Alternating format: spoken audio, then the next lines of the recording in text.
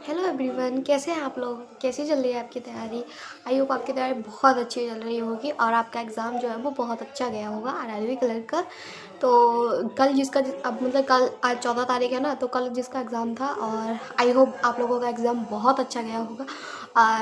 और मेंस के लिए आप लोग लग जाइए। और ये वीडियो जो है वो मैं इस टॉपिक पे बना रही हूँ कि आपके कितने अटैम्प्ट हुए हैं, आपको मेंस प्रिपेयर करना चाहिए या फिर नहीं करना चाहिए। तो मेरा मानना तो ये है कि आपके कितने भी अटैम्प्ट हो, आपको मेंस प्रिपेयर करना चाहिए, क्योंकि अब हमारे पास कोई भी प्री एग्ज़ाम तो बचा नहीं है। 2025 के जितने भी बैंकिंग एग्ज़ाम थे वो सब हो चुके हैं, ठीक है। सबका मेंस भी हो चुका है। RRB PO and RRB clerk का मेंस बचा है। आरआरबी पीओ का जो मेंस है वो अभी हमारा नवंबर को है, 28 नवंबर को। और जो आरआरबी क्लर्क का प्री है वो 1 फरवरी को। मेंस जो है वो आरआरबी क्लर्क का वो 1 फरवरी को है। तो हमारे पास अभी ज़्यादा टाइम है नहीं कि हम यही सोचते रहे प्री करें मेंस करें प्री करें, होगा या नहीं होगा। ये सब टाइम वेस्ट करने की ज़रूरत नहीं है, क्योंकि आपका जो फाइनल सिलेक्शन होगा ना वो मेंस पढ़ के ही होगा। क्योंकि प्री निकाल लिया और मेंस नहीं हुआ तो फिर क्या फ़ायदा आपका प्री निकालने का। आपको मेंस तो पढ़ना पड़ेगा ना।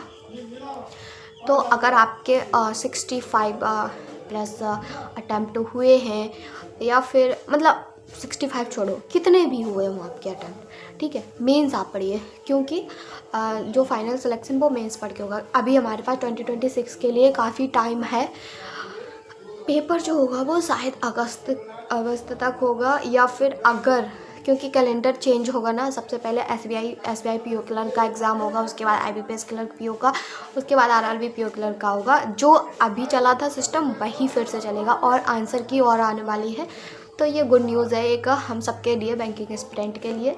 तो एसबीआई आएगा तो ठीक है, नहीं तो देखो एसबीआई में भी तो मेंस पढ़ना पड़ेगा ना। तो अभी आप अगर रिपीटर हैं तो प्री और मेंस दोनों लेके चलिए, ठीक है। क्योंकि जब हमारा एग्ज़ाम प्री का हो जाता है और रिज़ल्ट आता है, सिर्फ 15 दिन बचते हैं मेंस में।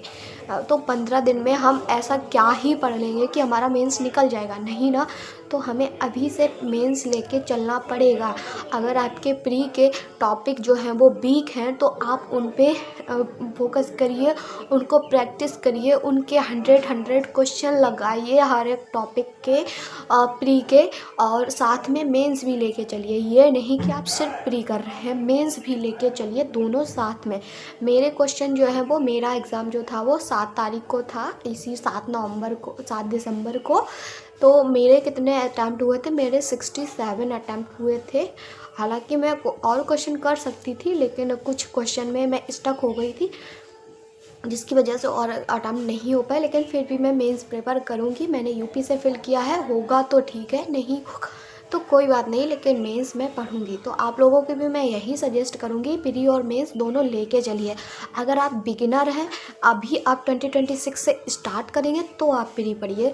तो आप पहले प्री पर फोकस कीजिए, पहले प्री के सारे कॉन्सेप्ट बेसिक्स सब कुछ क्लियर करिए, उसकी प्रैक्टिस करिए, मॉक लगाइए, उसके बाद आप मेंस पर स्विच कर सकते हैं, ठीक है।